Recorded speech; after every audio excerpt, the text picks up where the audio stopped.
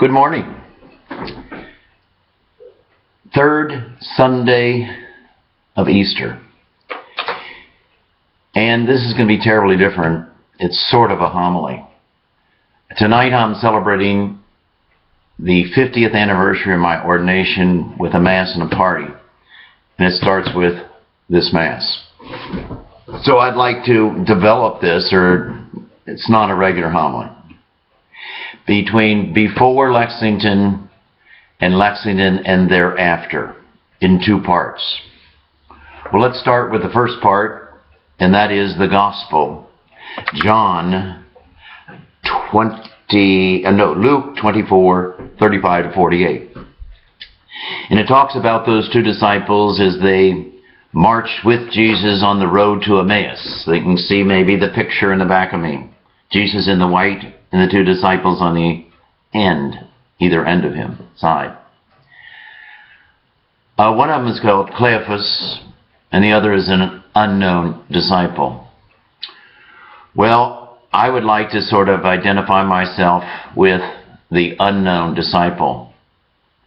Both disciples were confused, didn't know what they wanted to do with their life or what they were going to go from here on. And there Jesus walks with them for 7 miles, and they didn't recognize the resurrected Jesus. They were terribly confused and did not know what to do.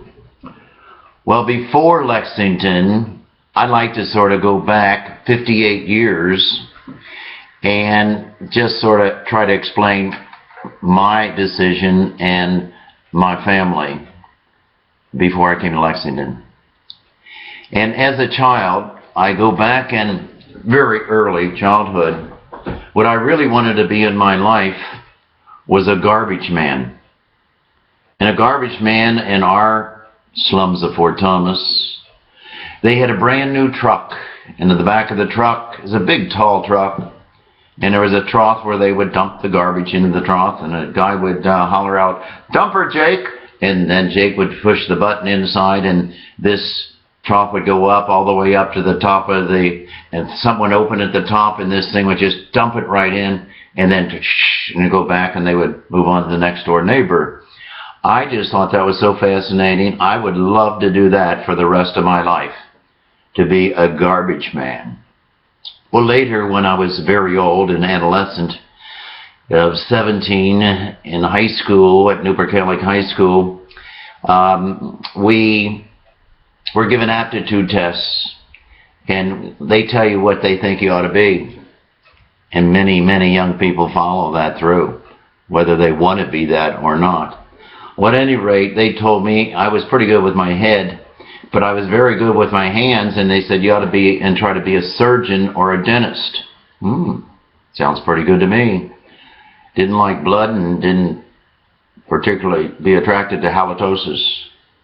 But what I really wanted to be, and registered in college to be, was a chemist. I wanted to study chemistry, just like the Pope, that he studied chemistry. And I was all set up to go to Thomas More College, and it was called Villa Madonna. And a week before classes opened at Thomas More, I just sort of said, I don't want to work with teeth and bodies, and I want to work with people.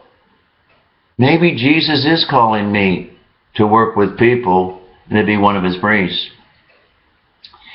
And so it got very strong, that feeling, that desire, that puzzlement.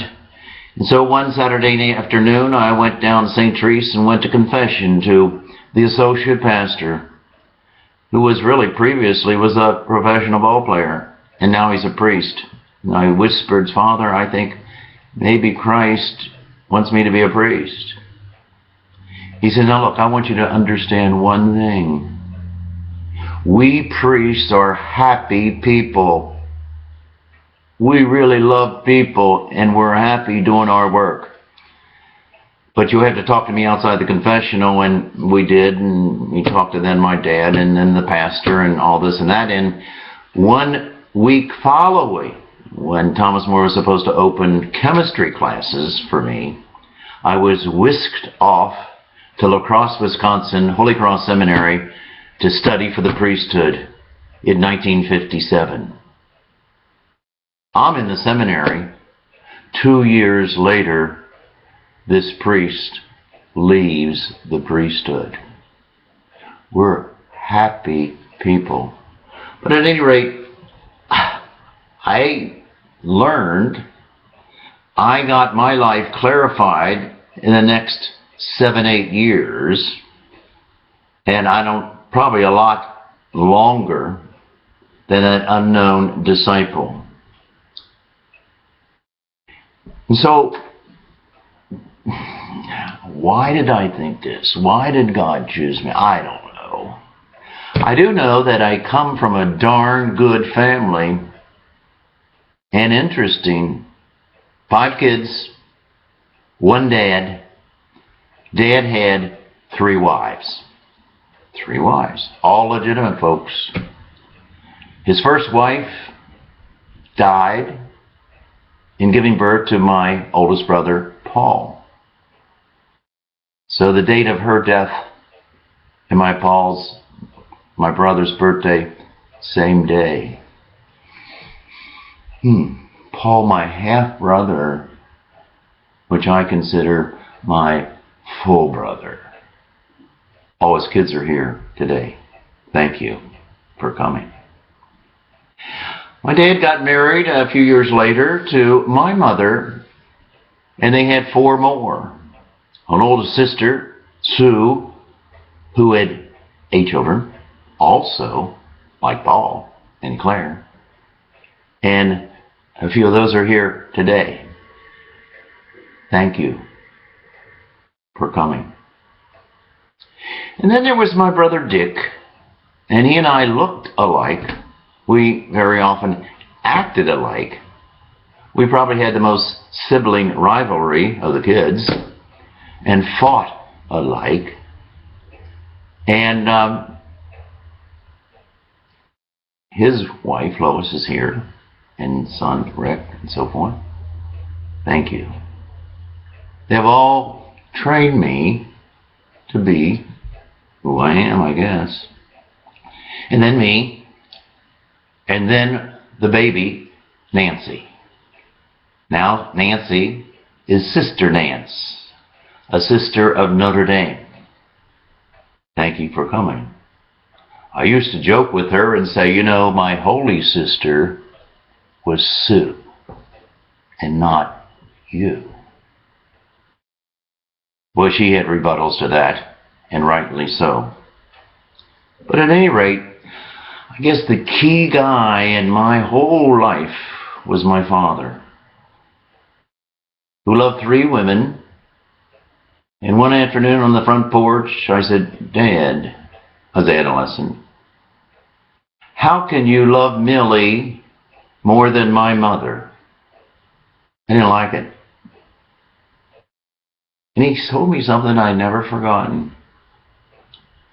He said, Larry, I want you to know I have loved your mother more than anything in the world.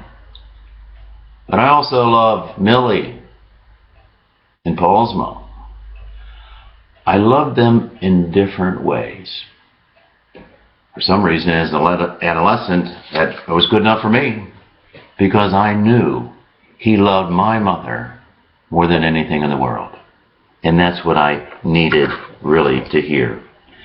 So I'm thankful for him, brothers and sisters, my mother, and the whole family background.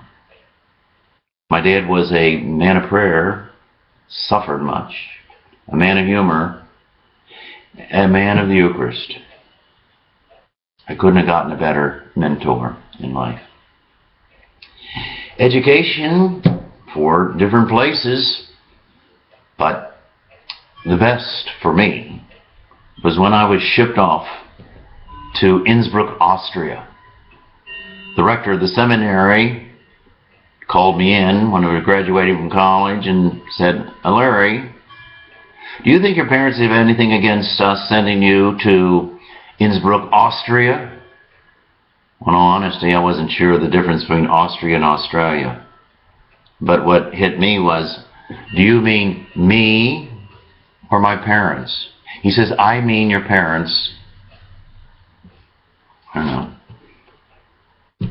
And so they did.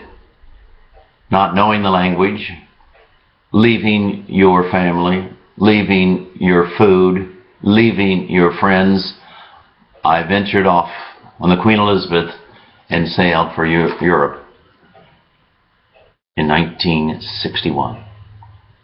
All the trials and difficulties and experiences and so forth, it's too long to get into.